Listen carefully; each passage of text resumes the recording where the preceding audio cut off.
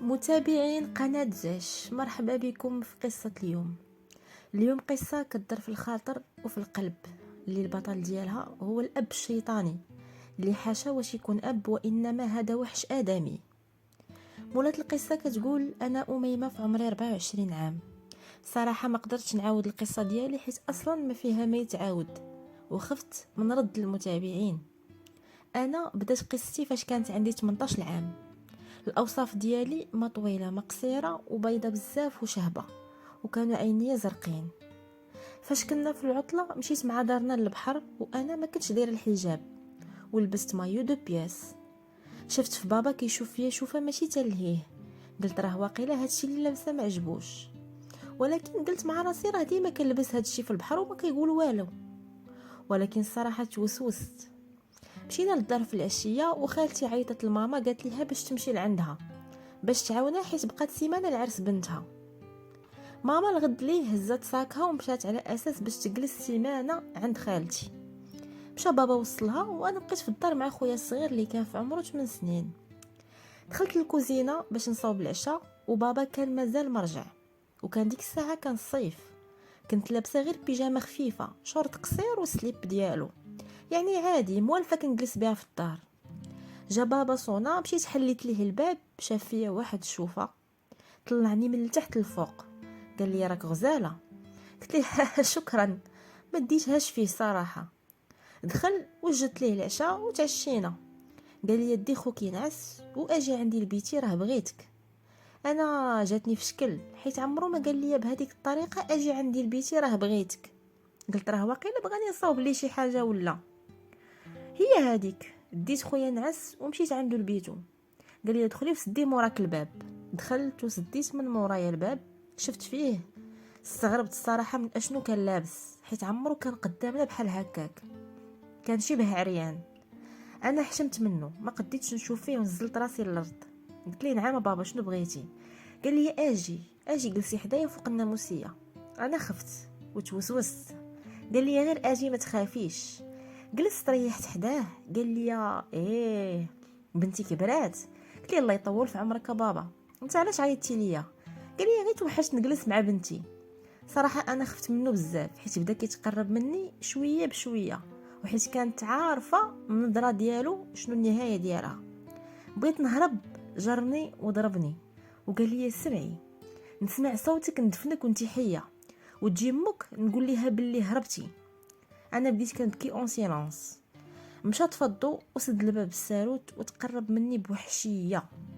بزاف منكم كيتسائلوا كيفاش اب قدر يتعدى على بنته. غنقول لكم وقعات بزاف، ماشي غير ليا انا. المهم انا في ديك اللحظه غيبت، وفاش فقت لقيت راسي في البيت مع خويا. شفت في خويا لقيتو ناعس، قلت راه واقيلا غير كنت كنحلم. مشيت كنجري، قلبت راسي وانا نتاكد باللي ضاعت حياتي. بقيت كنبكي تعييت. جا بابا كيدق عليا في الباب كيقول لي خرجي، وما بغيتش نخرج ليه. قال لي خرجي ولا غنهرس هذا الباب. خفت وخرجت. هو يشدني من شعري، قال لي شوفي نسمعك قلتي لامك ولا شي واحد كيف ما كان نوعه، شنو وقع لك؟ غنقتلك وندفنك وانتي حيه.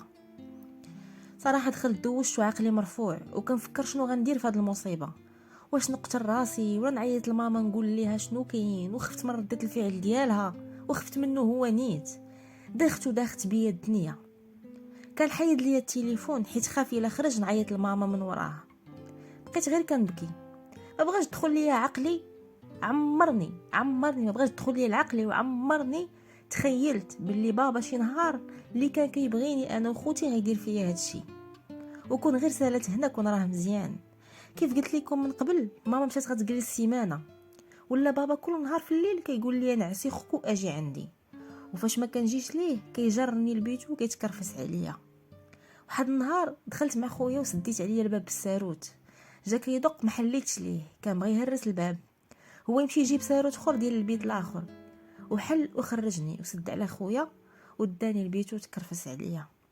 قال لي غتعمري الفراغ اللي خلات امك هاد السيمانه. انا في دوك اللحظات كرهته، عفتو، ما كرهتش نقتلو. كان كل صباح كيخرج وكيسد عليا الدار انا وخويا وكيمشي. كملت السيمانه وعيطات ماما، وقالت ليه جيب لي الدراري باش يدوزوا العرس. قال لها لا، وميمه مريضه وما قادش تجي. كذب عليها حيت خايف نمشي ونعاود ليهم شنو دار ليا. وكانت هذيك هي الليله الاخرى اللي الغد ليه غترجع ماما. هددني وقال لي الا عاودتي لمك راه ندفنك وانتي حيه. رجعت الماما للدار ولقاتني حالتي، سولتني اشنو بيك. انا خفت وقلت ليها والو، ما قديتش نعاود ليها الصراحه. كانت كل نهار كتسولني.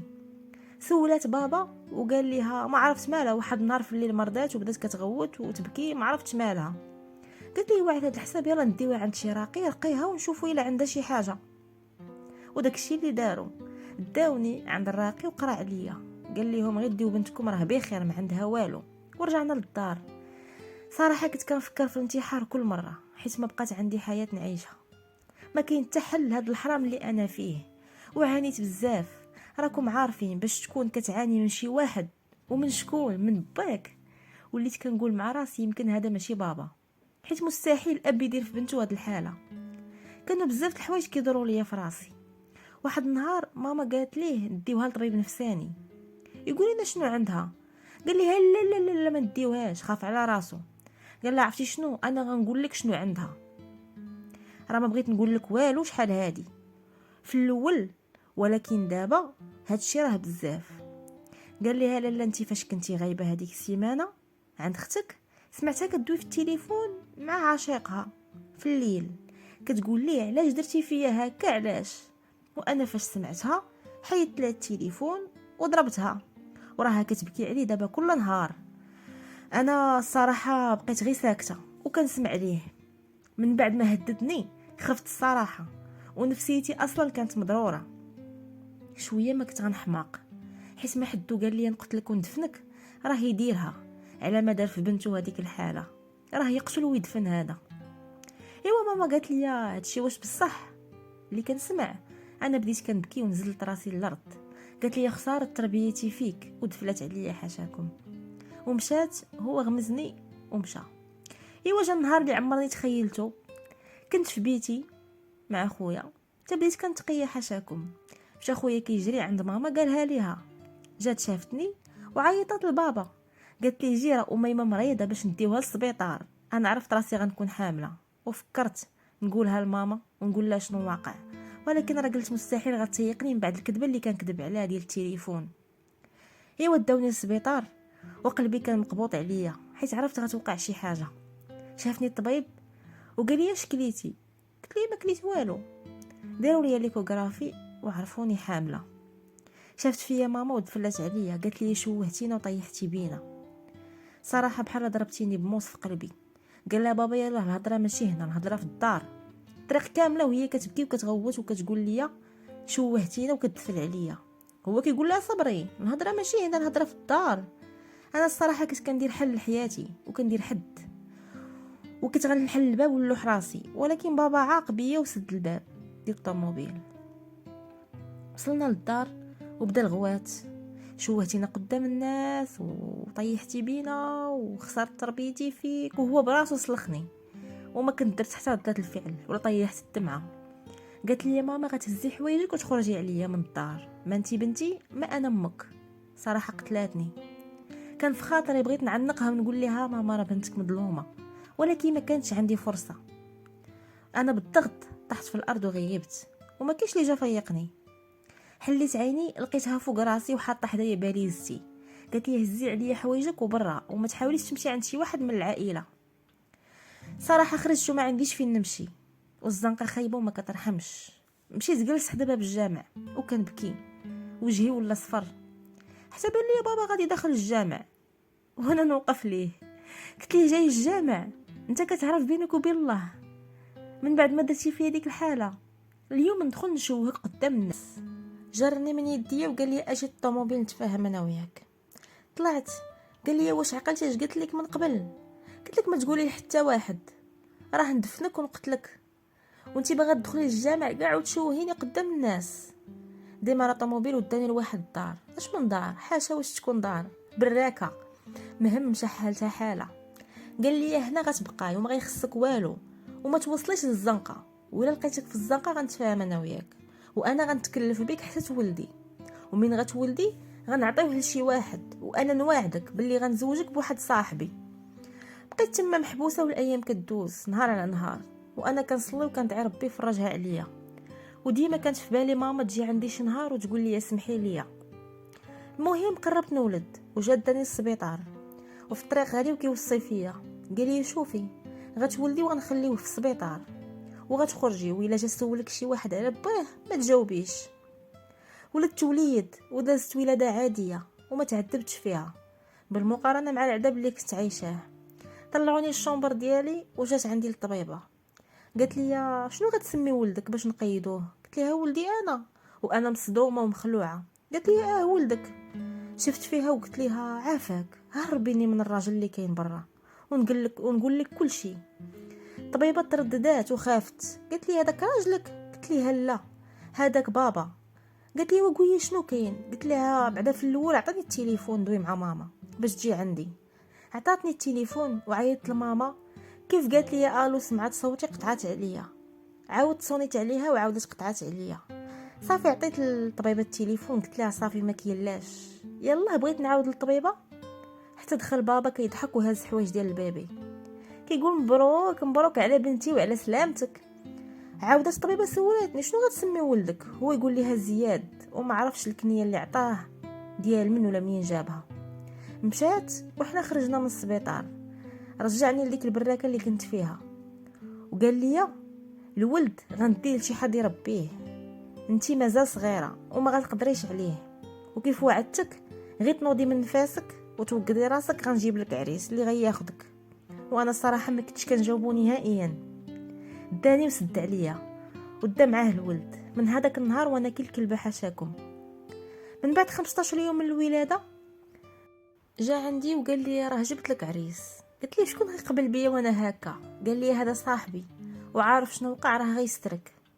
صراحه تزوجت به وكان كبر مني بزاف، عمره 68 عام. كانت مرته ميته وعنده 6 الاولاد. انا سكنت معاه في مدينه اخرى، والصراحه عمرو قاسني بالشر ولا جبد عليا الماضي.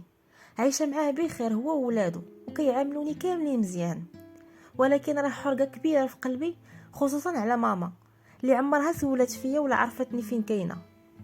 اما هذاك اللي كيقولوا عليه بابا انا عمرني نسمح ليه لا دنيا لا اخره. حسبي الله ونعم الوكيل فيه، دار فيا هاد الحاله على قبل الشهوه ديالو. كنكرهه واحد الكره شديد وكبير عرفتو. اما ماما عييت نعيط ليها باش نعاود ليها وتسمع ليا، ولكن غير كنصوني وكتسمع صوتي كتقطع عليا، كتقول لي عمرك تبقاي تعاودي تعيطي ليا، ما انتي بنتي ما نمك. القصه ديالنا هذه هي النهايه ديالها، والعبره منها عمركم ديروا الثقه وتامنوا على اي واحد كيف ما كان. ستروا راسكم البنات، راه ستره زوينه قدام خوتكم وقدام بواتكم. والدراري والاباء قربوا من ربي شويه، راه فاش كيكون الواحد قريب من الله راه عمرو يفكر في شي حاجه بحال هادي. ما تنساوش تخليو لايك للفيديو، واللي مازال ما تابوناش يدير ابوني للقناه باش يبقى يوصلكم كل جديد. وصلوا على الحبيب.